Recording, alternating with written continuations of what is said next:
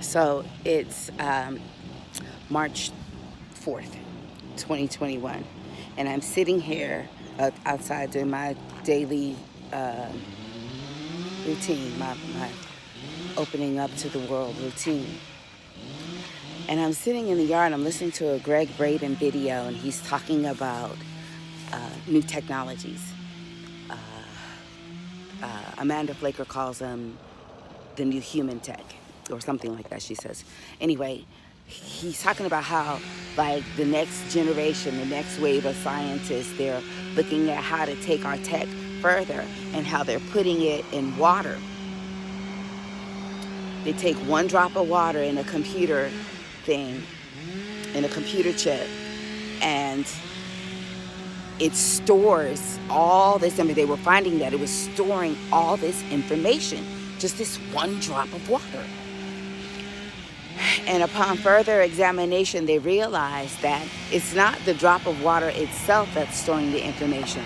It's the field around the water. 111. It's the field around the water. So then he went on to give the example of how he has this friend who's a musician, and he's working on this piece. And he keeps working on this piece, and you know, he said his friend finally played the piece for him, and he was like, oh my God, it's the most beautiful, evocative work that he's ever heard. Right? So the friend goes, no, it's not ready yet. I'm gonna put it, I'm gonna work on it some more, so it's not ready yet. So he does that for about a year. A year later, Greg Braden says he's in LAX. He's getting in the car with his friend, and they turn on the radio, and there's his song. His song. Now nobody stole this stuff. It's just that song was in the field, and he says that for any creative type or any intuitive type, if you are connected to that field, you'll be able to tap into whatever information is there. He said now the universe had a song that he wanted his friend to create and tapped him on the shoulder with it. But he was like resistant. No, it's not finished. Well, the universe wanted that song put out there, so someone else did it.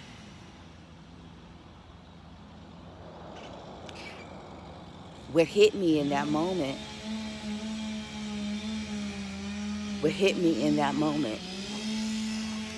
is when you waiting for something to happen. You want something to happen, right? You working on something, right? I don't know if you guys are even gonna be able to, if this is gonna even be able to be heard, but anyway, you working on something, and you get inspired. You have an idea, something you want to do, right? Or something that the universe is nudging you to do. For instance, I've been being nudged by the universe to start teaching about my processes, or sharing rather my processes for tapping into myself, tapping into my femininity. I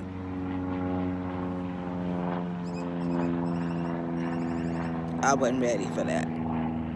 Okay? Wasn't ready. But in the interim, I'm still, sharing my processes as spirit guides me and as spirit moves me to. I did this with one young lady. Last time I met her, which was a couple weeks ago. So I met with her and was given a message for her about a month and a half ago. Right? And we met just the other day, and she was showing me her website for tapping into her femininity. With all my tenets on the site. Now, I'm not mad. Not at her. I'm a little like, damn it, Jackie, you should have been listening to yourself. So that's what it tells me. It goes further into kind of concrete, because I knew about the concept of it being in the field. It's kind of like there's a void there, and then all of a sudden, boop, boop, boop, boop, boop, boop, boop, all these different people in all different parts of the world start popping up with the same idea. That's the universe pushing for expression of her ideas, or his. And when the individual who receives the nudge is resistant or flat out rejects it, then they miss the opportunity. You miss what God is trying to tell you. You miss what your soul is saying to you. Like, really, Jackie. I've been thinking about patterns, you know. And for me, there had been this nasty little pattern going on in my life.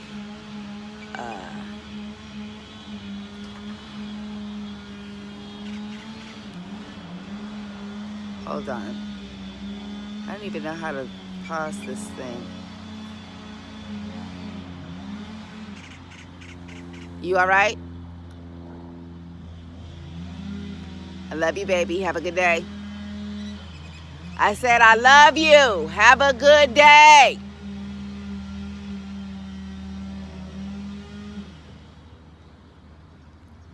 Talking to my brother. He need love. Anyway,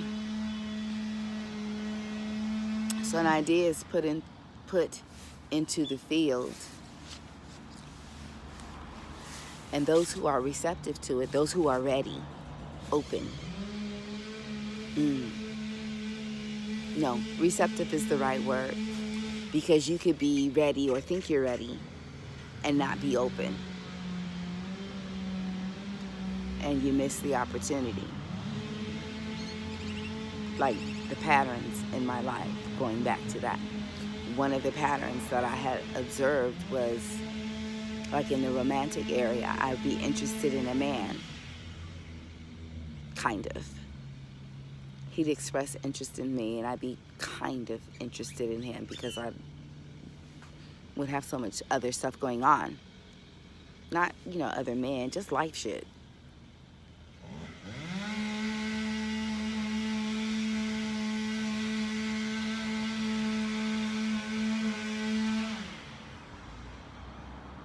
Anyway, I'd have so much other stuff going on that when he was really open and hot for me, I would just be coming into that just as he was going out of it because I wasn't receptive. I'm open to it. That's how our paths crossed, circles that intertwine, but we don't sync up as a circle all the way because I wasn't receptive.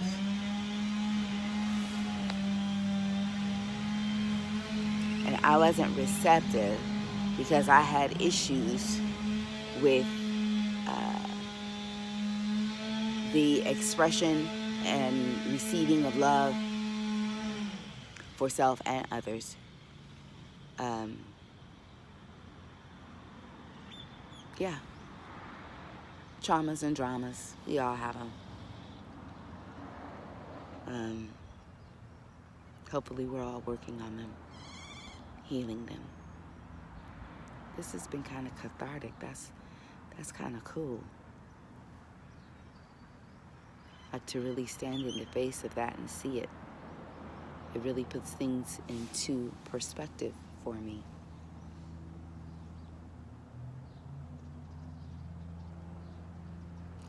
You know, it's something when you know that you love the person that you love, or you are loved by the person that you are loved by.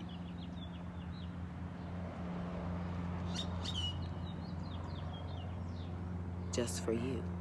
Like, there's no ulterior nothing. It's just, you look at somebody and you're like, wow. Yeah. I love this man.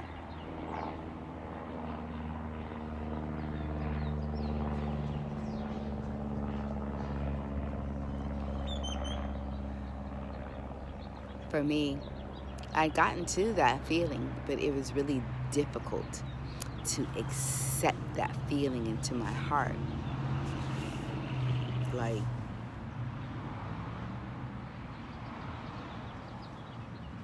really difficult. But now,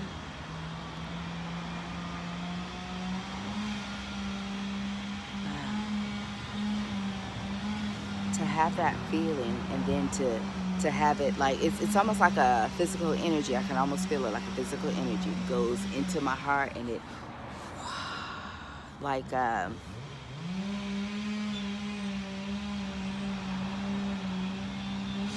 like injecting marinade,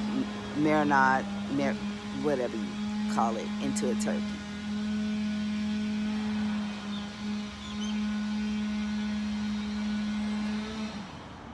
Okay, back to the video.